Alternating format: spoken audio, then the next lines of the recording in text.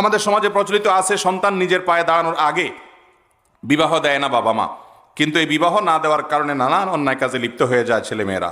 এ ব্যাপারে ইসলাম কি বলে? সব জায়গায় এই প্রশ্ন, শুধু যুবকদের আর্তনাদ, আহাজারি, মুরব্বীরা বোঝে না। আল্লাহ তাআলা আমাদের চাচা জেঠাদেরকে, মুরব্বীদেরকে হেদায়েত দান করুন, যুবকদের কষ্টগুলো যেন তারা বুঝে সেই তৌফিক দান করুন। আমি প্রায় সময় বলি, বাবারা আপনারা কত বছর বয়সে বিয়ে করছেন? বুকে হাত দিয়ে বলতে পারবেন? বেশিরভাগ ছোট ছোট থাকতে বিয়ে করছেন, ঠিক না ভাই? ঠিক।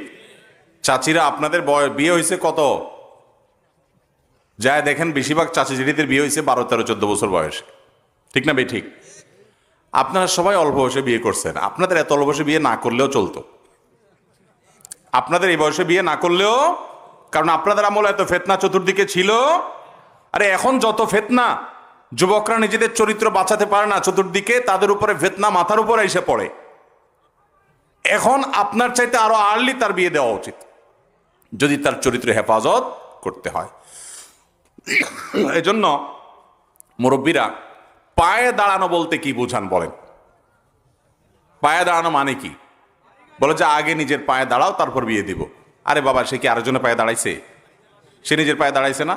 এই পায়ে দাঁড়ানো মানে হলো গাড়ি বাড়ি করো, লাখ লাখ টাকা কামাই করো। ভালো করে শুনে রাখেন, স্ত্রীর মহারণা দেওয়া এবং কোনো মতে স্ত্রীর ডাল ভাত জোগাড় করার যদি ক্ষমতা থাকে, তাহলে সেই সন্তানকে চরিত্র হেফাজতের জন্য সে বিয়ের উপযুক্ত হলে বিলম্ব না করে তাকে বিবাহ দেওয়াটা অভিভাবকের কর্তব্য।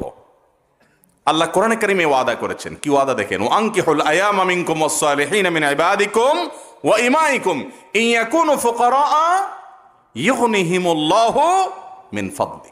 আল্লাহ ওয়াদা করেছেন তোমাদের ছেলে মেয়েদেরকে, অধীনস্থদেরকে বিয়ে দিয়ে দাও উপযুক্ত হওয়ার পর। তাদের যদি একটু টানাটানি থাকেও, পায়ে দাঁড়াতে যদি আদা পায়েও দাঁড়ায়, আল্লাহ রাব্বুল আলামিন বিয়ের বরকতে, বিয়ের কল্যাণে তাদের অভাব দূর করে দিবেন। একটা আসর আছে একজন সালাফ থেকে, আজাবান লিমান তালাবাল গিনা মিন গায়রি নিকাহ, বলেন যে আমার আশ্চর্য হয় ওই লোককে দেখে যে লোক চায় যে তার পয়সা পাতি হোক অথচ বিয়ে করে না। তাইলে বোঝা গেল যে বিবাহের মাধ্যমে আল্লাহ তাআলা বারাকা মুসলমানের জীবনে দান করেন। আমি আমার কথা বলতে পারি, আমার বিয়ের আগে স্যালারি ছিল খুব অল্প, ইনকাম ছিল খুব কম। মিরপুরে দারুল ইরশাদ মাদ্রাসায় পড়াইতাম, 2800 টাকা দিয়ে শুরু করছি, এরপরে বাড়ে 3000 টাকা হয়েছে।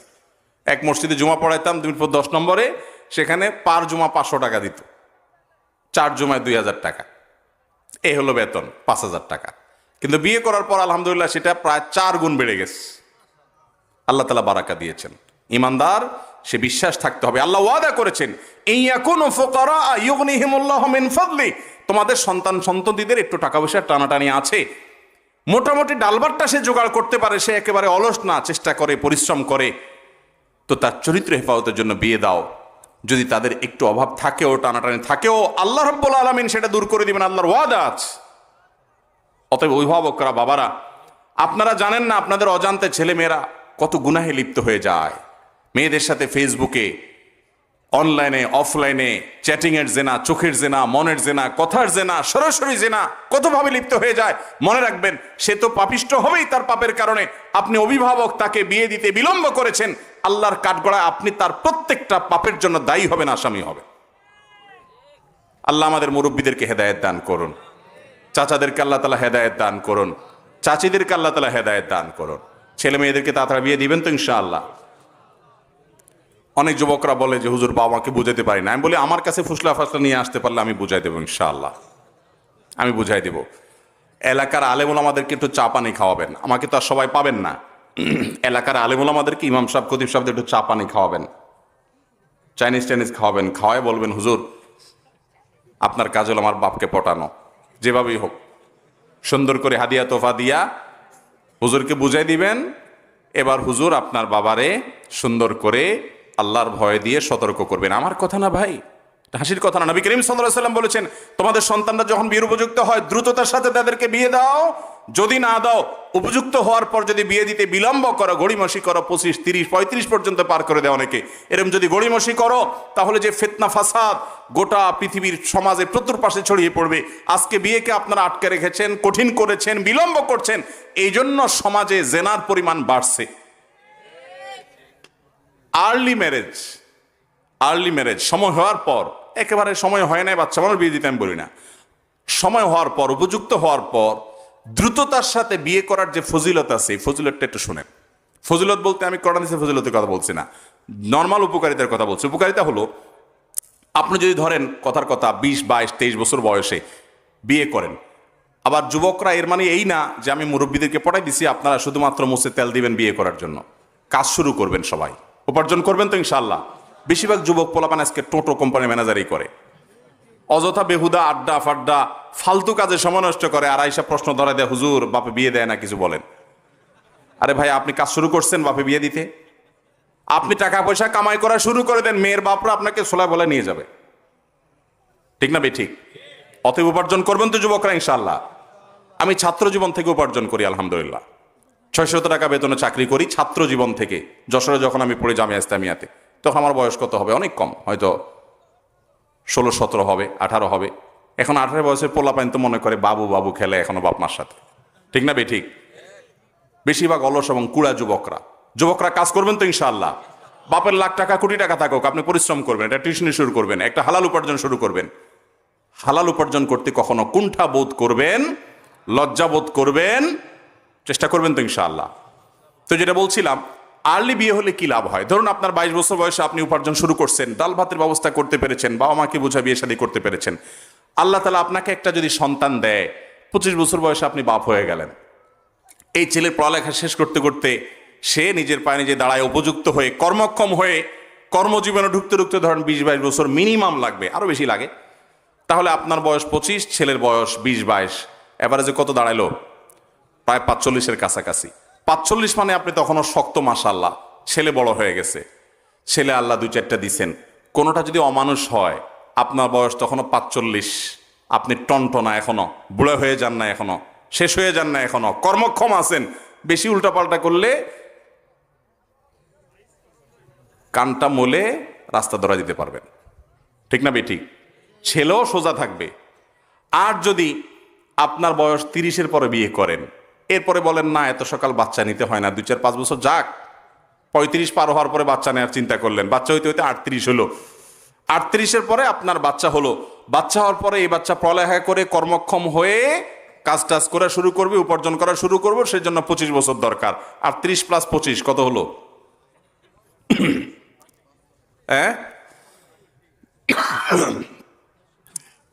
60-এর বেশি প্রায়, না? 63-65 বছর বয়স হওয়া মানে তো আপনি শেষ। ঠিক না ঠিক? ওই বয়স পর্যন্ত আপনার সংসারে ঘানি টানা লাগবে, কারণ পোলাপান এখনো পড়ালেখা করতেছে, কাজ শুরু করে নাই। এরপরে আল্লাহ না করুক যদি অমানুষ হইছে, আপনার তো এখন আর চাকরি বয়স হওয়ার নাই। এবার ওই পোলার জুলুম সহ্য করা ছাড়া আর কোনো উপায় আছে? আমার ওয়াইফকে অনেকে পরিচিত অনেক মহিলারা বলে যে, ভাবি মাশাআল্লাহ, এই বয়সে আপনি শাশুড়ি হয়ে গেছেন, কদিন পরে নানি দাদি হয়ে যাবেন, মনে হয় যে আপনি এখনো ইয়াং, আর আমরা মাত্র বিয়ে করলাম, এখন একটা বাচ্চা মাত্র নাক দিয়ে শিন পড়তেছে, কবে এটা মানুষ করবো আল্লাহ জানে। আফসুস করে। আপনারা যেটা স্মার্টগিরি মনে করতেছেন, ওটা হলো আসল খ্যাতগিরি। আল্লাহ এবং তার রাসূল সাল্লাল্লাহু আলাইহি সাল্লামের বাতানো পথের বাইরে কখনো স্মার্টনেস হতে পারে।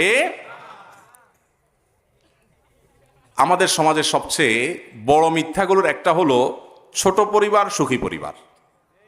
ছোট পরিবার,